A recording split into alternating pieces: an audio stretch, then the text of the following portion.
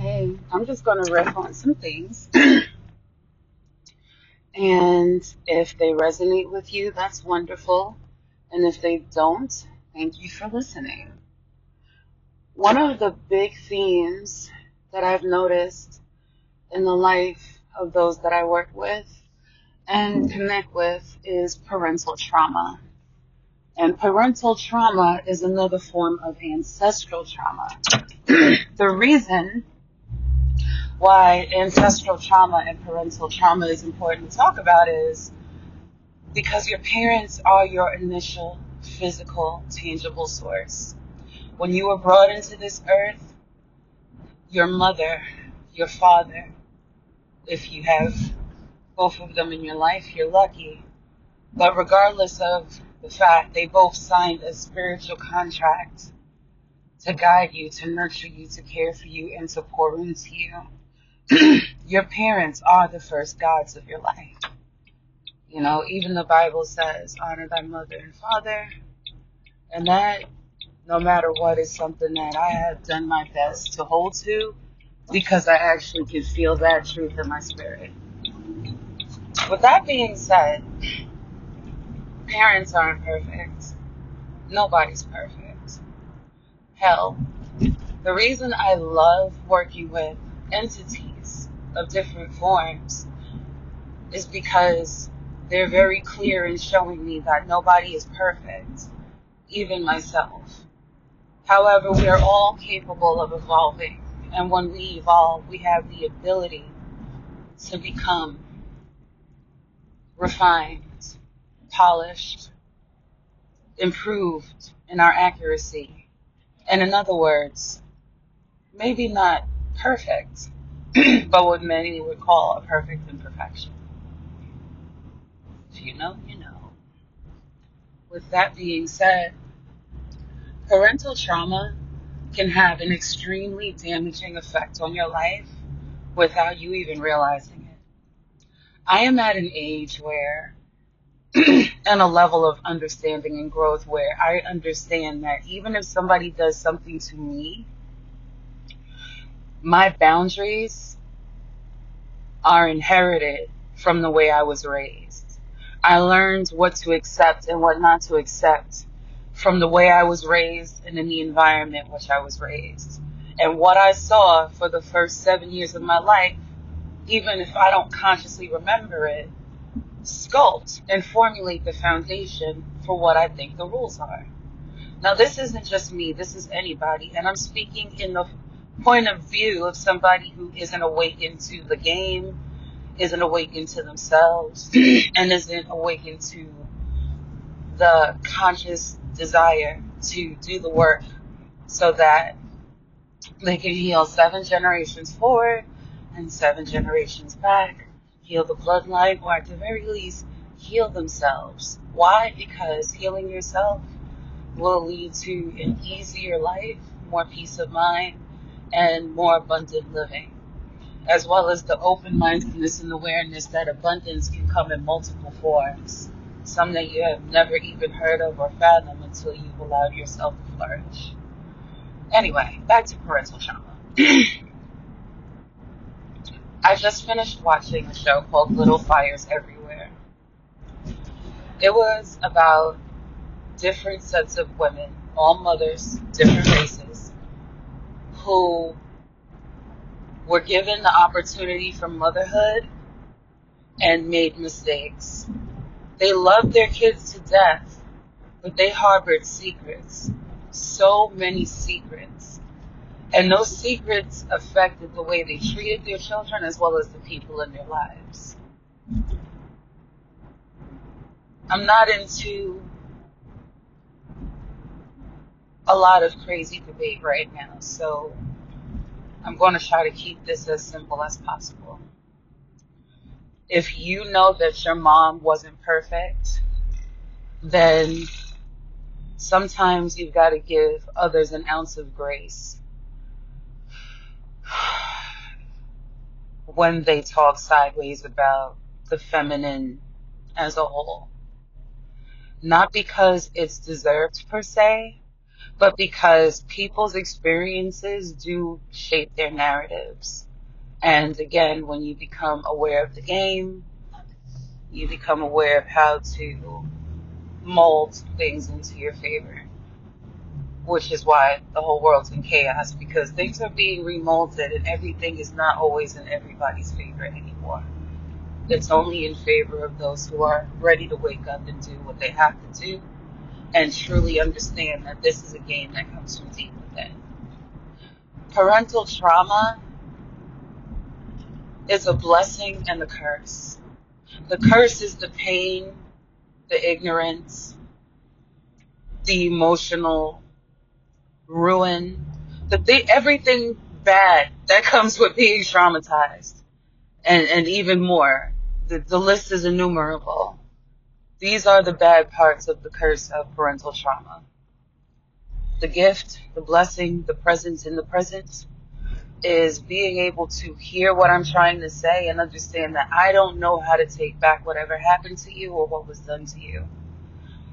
And you may never be able to take back certain things. But if you know how to lock in and understand that everybody has a continuum of both good and evil and light and dark within them, then you understand that part of the game is realizing that some people haven't made the conscious choice to do so. Where it can feel unforgivable is when you have a parent who chooses to run from their consequences and run from the truth. And that's one of the parental traumas I've had to deal with. And it affects a lot. It affected my, as they would say, walk with Christ. It affected my belief in God. It affected my emotional and psychological health. When I went through things and felt abandoned and genuinely experienced delusion and abandonment and, watching myself get thrown under the bus to save the parent, I've reached my point and I have my boundaries. But I can also understand after watching that show that while things can feel extremely unforgivable to me, I will never know the whole side of the story because certain types of traumas are formed from secrets and things that, a parent will never speak about, and honestly is none of your business because that is not your place as their child to fully understand. What is important is that you make the decision to save your life and make the most of your life as a reflection of your ability to have learned from what you've been through, and so that your children don't have to repeat what you have to go through. Healing ancestral trauma, it can be simple, but simple doesn't mean easy.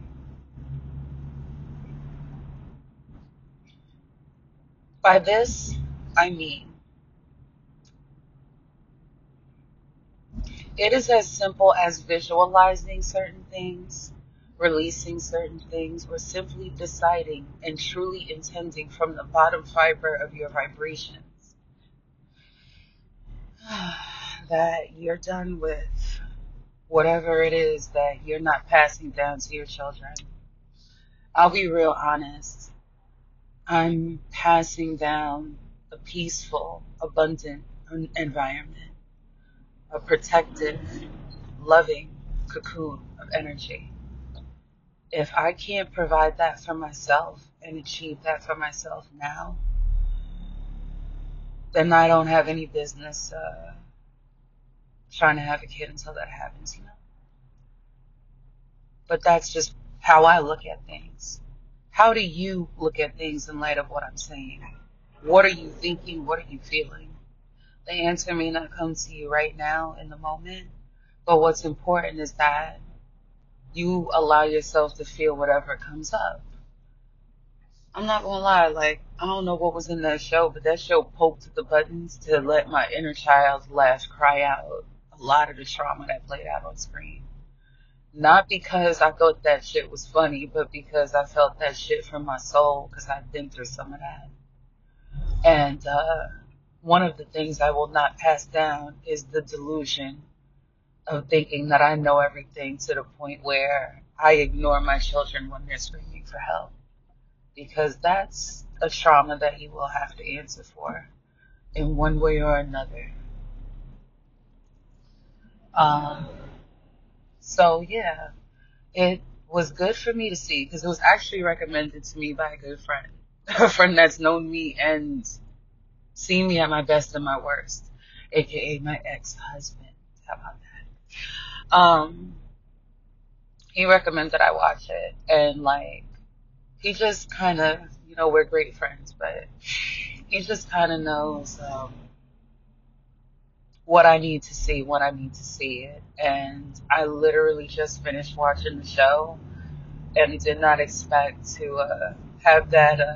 When you laugh and cry at the same time, and you can feel yourself like that. It was that trauma cry. It was that release cry. It released some shit, and it also released this message.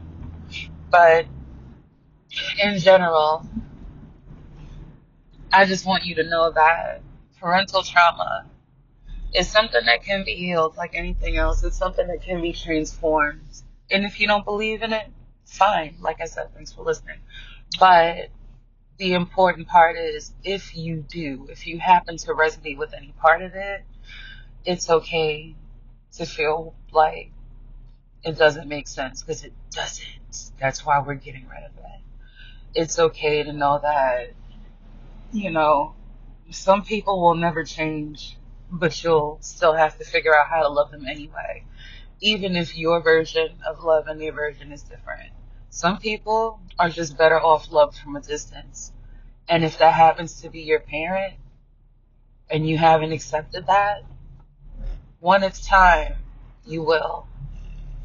You genuinely will.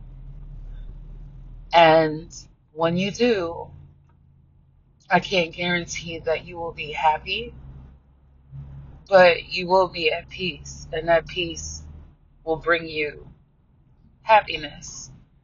And you'll also be happy in the sense that you're not locked into a paradigm that's not serving you, because what you're hoping and wishing and praying for isn't currently realistic with the vibration that's carried in the combination of you two. Because make no mistake, yes, you control your reality, but the people who are also in your current reality also control theirs. And it's not necessarily a battle of wills, but a chemical reaction and frequency to how your energy works together. You're old enough to know that sometimes your parent is not your frequency, and if it disturbs your peace, it's okay to figure out how to protect your peace with them while you figure out how to love them in present as well as from a distance. It's really all part of the game. It's another level of detachment.